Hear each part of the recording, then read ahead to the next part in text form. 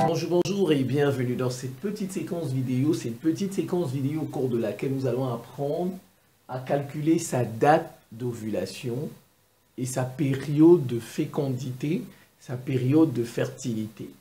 Calculer sa date d'ovulation et sa période de fécondité. Alors, je l'ai fait ici sur 2 mois, janvier et février. Très important à comprendre.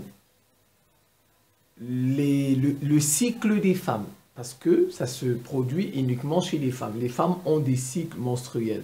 Les hommes n'ont pas de cycle. Bon, mais ça ne veut pas dire que les hommes ne doivent pas s'intéresser à cela. Parce que le cycle menstruel, c'est tout ce phénomène qui va conduire à un enfant, à donner un enfant. Voilà, donc ça intéresse aussi les hommes. Alors, les cycles menstruels ne suivent pas le calendrier, les calendriers que nous avons là. Ils ne suivent pas les calendriers. Bon, mais pour faire le calcul, pour calculer, nous utilisons le calendrier. Ouais, c'est pourquoi je vous ai parlé de janvier et février. Le cycle menstruel de la femme a 2 moments royaux, 2 moments très importants. Les règles, c'est-à-dire le saignement, le sang qui coule, et on va dire l'ovulation. L'ovulation, donc les règles. Voilà, les règles, ce sont des saignements. La femme va saigner, le sang va couler. Voilà, les règles vont de 2 à 8 jours. 2 à 8 jours selon les femmes. Mais bon, on va dire en moyenne. En moyenne, les règles durent 5 jours. En moyenne, on va dire en moyenne, les règles durent 5 jours. Les règles, en fait, c'est du sang qui coule. C'est la destruction de la muqueuse interne. Donc, en fait, c'est quoi? Prenons par exemple, c'est comme à la rentrée scolaire. La rentrée scolaire, que font les parents? Ils préparent la rentrée scolaire, ils achètent les livres, les cahiers, les sacs, les cartables, etc. N'est-ce pas? Voilà, c'est comme ça. Quand une femme va tomber enceinte, le corps prépare. Il prépare tout. Il se prépare à recevoir le bébé. Ouais, comme on a préparé la rentrée scolaire, n'est-ce pas? Maintenant, supposons que la rentrée scolaire n'a pas lieu. On dit que dans ce pays, il n'y aura plus d'école. Que va faire peut-être le parent? Il va chercher à récupérer il va vendre les livres, là, les cahiers, puisqu'il n'y a plus d'école dans ce pays. Vous voyez? Il va chercher. Alors, les règles, c'est quoi? Les règles, ça veut dire que le bébé, le corps s'était préparé. La muqueuse, tout ça, s'est préparé à recevoir le bébé. Maintenant, il n'y a plus bébé. Le bébé ne viendra pas. Voilà, il n'y a pas eu de spermatozoïde pour féconder l'ovocyte. Alors, maintenant, la préparation, là, tout ce que le corps avait fait, qu'est-ce qu'il va faire? Il va détruire ça, il va dire, bon, il n'y a pas de bébé. Je m'étais préparé à recevoir un bébé. Il n'y a pas de bébé. Qu'est-ce que je fais? Je jette la partie. Tout ce que j'avais préparé, là, je jette ça. Voilà, donc il va détruire tout ce qu'il avait préparé. C'est ça, les règles, le sang qui coule, la destruction de la muqueuse utérine. Et il va préparer une nouvelle muqueuse. Voilà, il va préparer de la puberté à la ménopause. Les femmes ont des cycles menstruels. Voilà, la ménopause, c'est aux alentours de 50 ans. Voilà, aux alentours de 50 ans. Là, les femmes ne voient plus de règles, ne voient plus de leurs règles. Et là, elles ne peuvent plus concevoir, elles ne peuvent plus tomber enceintes. On va de la puberté aux environs de 11 ans, 12 ans là, jusqu'aux environs de 50 ans. Les femmes ont des cycles menstruels, les femmes voient des règles. Et ça montre qu'elles peuvent concevoir, elles peuvent tomber enceintes. Alors, l'ovulation, c'est lorsque les ovaires, parce que les femmes ont 2 ovaires, un ovaire gauche et un ovaire droit. L'un d'eux, on va dire comme ça, par exemple, va donner un ovocyte. On dit bon, pour le grand public, pour ceux qui n'ont pas, comme c'est une application pour tout le monde dit ovule, mais bon, il y a une différence entre ovule et ovocyte. L'ovaire ne donne pas l'ovule. L'ovaire donne l'ovocyte. C'est cet ovocyte lorsqu'il sera fécondé, il va prendre le nom d'ovule. Lorsqu'il sera fécondé par le spermatozoïde, il prend le nom d'ovule. Et ensuite, il devient zygote, la cellule œuf, qui va donner l'embryon par la suite. Donc, vous voyez bien la différence entre ovocyte et ovule. Ovocyte, c'est la cellule qui est expulsée par l'ovaire. Maintenant, cette cellule-là, l'ovocyte, lorsqu'elle va devenir mature, mûre, prête à être fécondée par un spermatozoïde, cette cellule va prendre le nom d'ovule. Mais bon, pour le grand public, tout le monde dit régulièrement ovule, ovule. Donc, si dans la vidéo aussi je dis ovule, comprenez que c'est cette cellule, c'est l'ovocyte fécondé. Voilà, donc je vais parler un peu comme le grand public.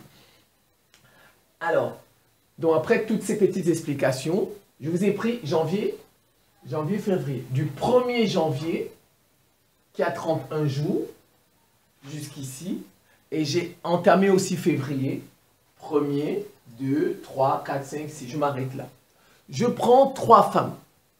Voilà, vous savez, les femmes ont des cycles différents. Je prends 3 femmes. Une femme qui a un cycle de 32 jours. Je mets ici 32. Une femme qui a un cycle de 28 jours. 28 jours. Une femme qui a un cycle de 22 jours. De 22 jours. Voilà. Je vais faire ça sur le même calendrier. Donc, ce que vous devez retenir, l'ovulation, quand l'ovaire donne l'ovule, pour parler comme le grand public, en réalité, c'est l'ovocyte, expulse l'ovocyte. En fait, l'ovulation, c'est toujours 14 jours, c'est une période fixe. C'est 14 jours avant les prochaines règles du prochain cycle.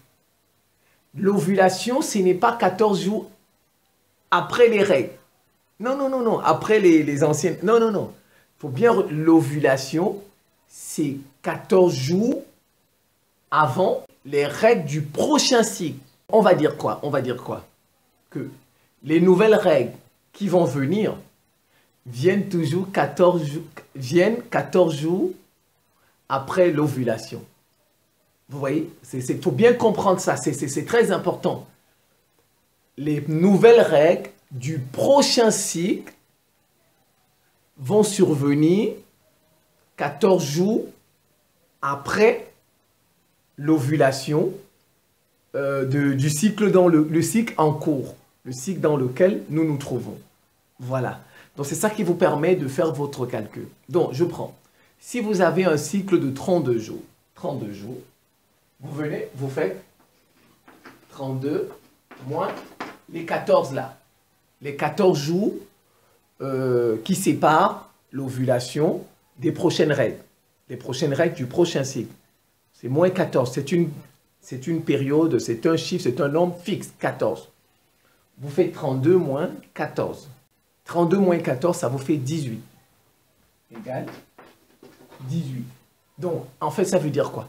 L'ovulation, la femme là, qui a un cycle de 32 jours, l'ovulation aura lieu le 18e jour. Le 18e jour on va dire, à compter des règles. À compter du premier jour des règles. Donc, 18e jour. Alors, prenons ça sur le calendrier. Elle a un cycle de 32 jours. Elle voit ses règles le 3. Elle voit ses règles le 3 janvier. Ici. Ici, le 3 janvier. Elle a un cycle de 32 jours. On va compter. On va compter. Ça, c'est le premier jour du cycle. Vous mettez premier ici. Voilà, ça c'est le premier jour du cycle. C'est le jour où on voit les règles, les saignements. Donc, vous mettez premier ici. Donc, ça, le 4 là, c'est le deuxième jour. Ça, c'est le troisième jour. Ça, c'est le quatrième jour, etc. Voilà comment on fait, etc. Donc, je vais compter jusqu'à, puisqu'on a dit c'est 32 jours. Donc, 1, 2, 3, 4, 5, 6, 7, 8, 9, 10, 11, 12, 13, 14, 15, 16, 17, 18, 19, 20, 21, 22, 23, 24, 25, 26, 27, 28, 29, 30, 31, 32. Ça va jusqu'au 3 février. Et le 4, c'est encore le premier jour. Elle voit ses règles. Elle voit ses règles. Voilà, le 4 là, elle voit de nouvelles règles pour un nouveau cycle. Donc vous avez fait vos 32 moins 14. On a dit le 18e jour. Le 18e jour, c'est le jour de l'ovulation. On compte à partir du premier jour des règles. Donc 18e, je vais compter. Premier, n'est-ce pas? Puisqu'on a dit premier, deuxième, troisième, quatrième, cinquième, sixième, septième. Vous pouvez mettre septième, huitième, neuvième, dixième, onzième, douzième, treizième, quatorzième, 15e, 16e, 17e, 18e jour, dont le 20. Ça, c'est le 18e jour. Donc, le 20 janvier, il y aura ovulation le 20 janvier. Il y aura ovulation le 20 janvier. Vous voyez, c'est comme ça. Donc, le 18e jour de son cycle qui a commencé le 3 janvier, en fait, le 18e jour, c'est le 20 janvier. C'est le 20 janvier. Maintenant, ça, vous voyez, ça c'est la date d'ovulation, la date de l'ovulation.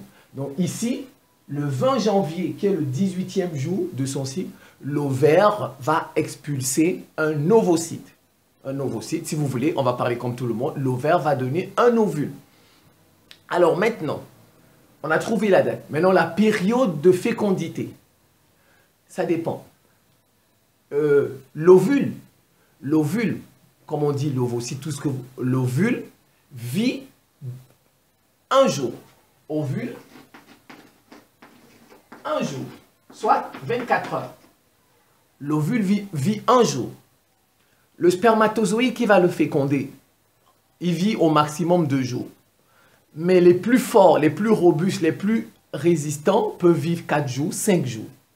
Vous voyez ça? Maintenant, vous voyez la période de fécondité dépend maintenant du nombre de jours de ces cellules-là, du spermatozoïde et de l'ovocyte.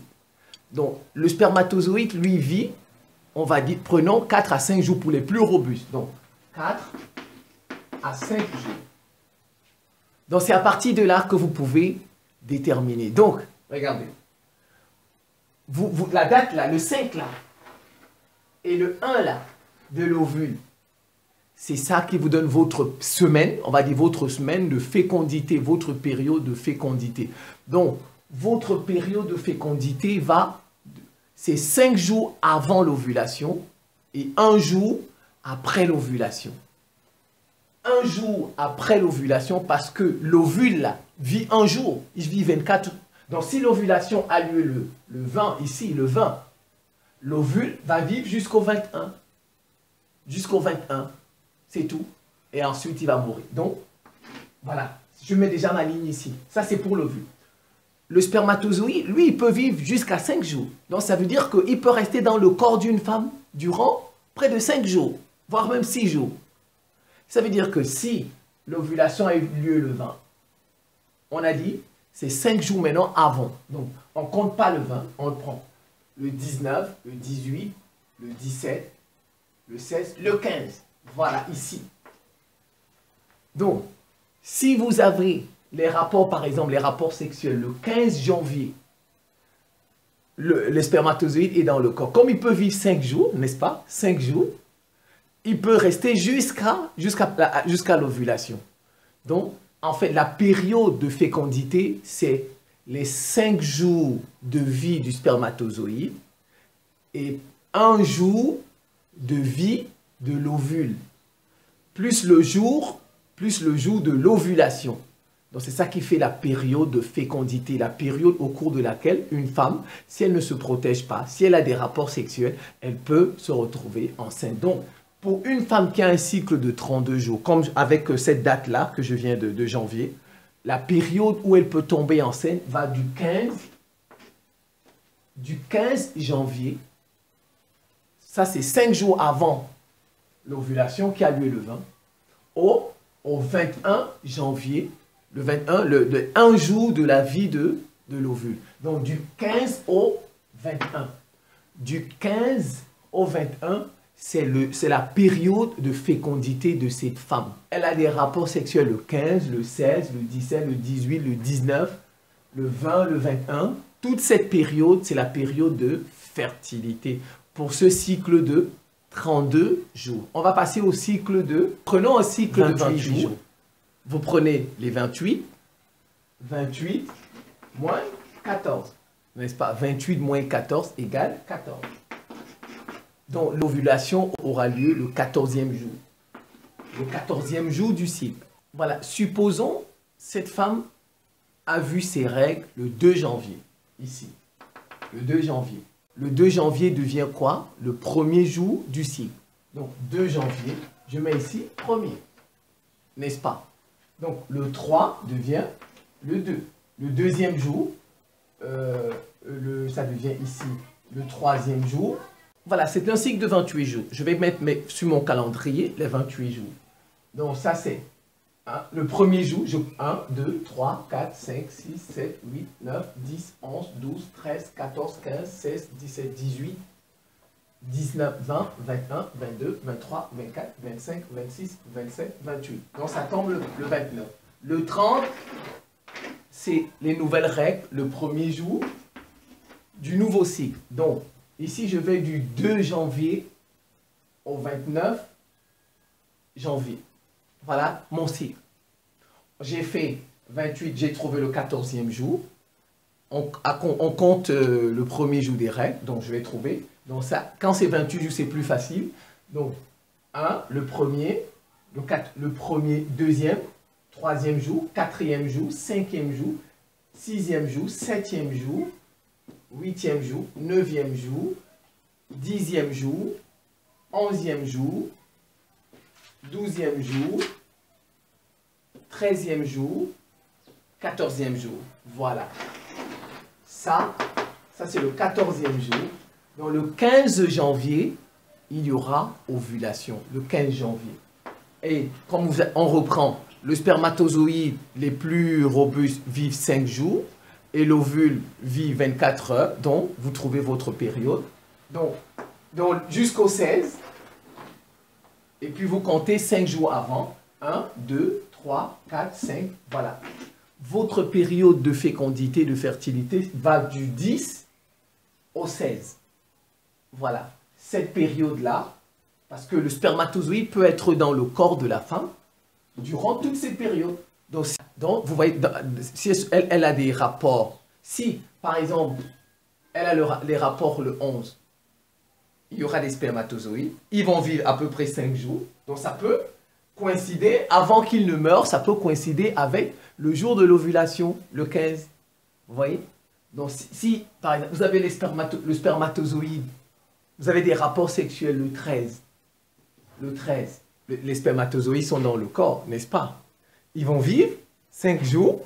Alors, si l'ovulation arrive le 15, puisque vous avez eu les rapports le 13, donc, il peut avoir fécondation. Vous voyez? Donc, ça, c'est la période d'ovulation qui va du 10 au 16. Donc, à peu près, on peut dire une semaine. À peu près une semaine.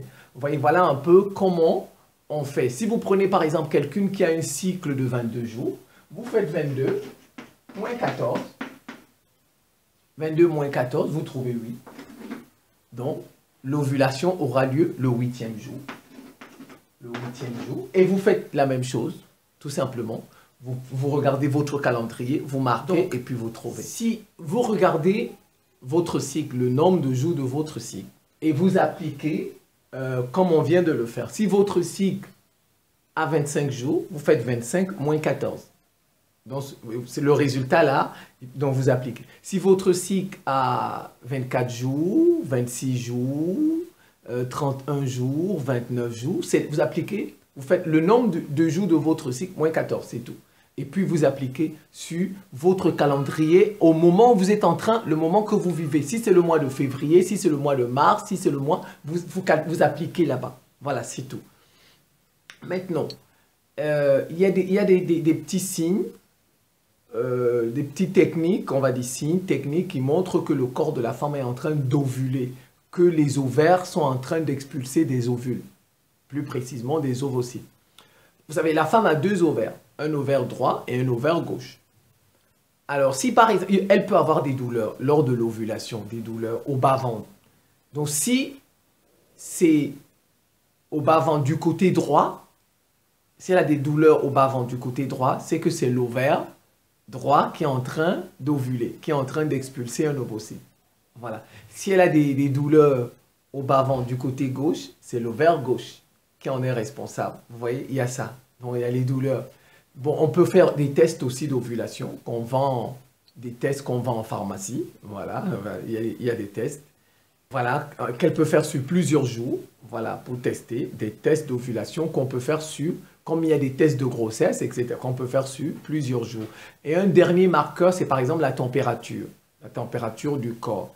Donc, on peut, à partir de là, on peut dessiner une courbe de température. Vous voyez, la température aussi, c'est un indicateur, la température du corps. Donc, qu'est-ce qu'elle peut faire? Tous les matins, à la même heure, par exemple, durant tout son cycle, pour connaître exactement le jour de son ovulation, elle peut, avec le même thermomètre, elle peut prendre tous les matins, à la même heure, la température de son corps. Et elle note. Aujourd'hui, c'est lundi, j'ai mesuré ma température à 6 heures du matin, c'était 15 degrés. Demain, c'est mardi, je prends le même thermomètre, je prends ma température à 6 heures du matin, ça m'a donné 20 degrés. Vous allez voir, durant tout, et à part, elle peut dessiner une courbe de température. Et à partir de là, elle peut savoir que, ben, tiens, j'ai ovulé tel jour ou tel autre jour. Voilà, je pense que c'est clair. Je vais m'en tenir là. C'est la fin de cette petite séquence vidéo. Je vous remercie pour votre attention et à très bientôt.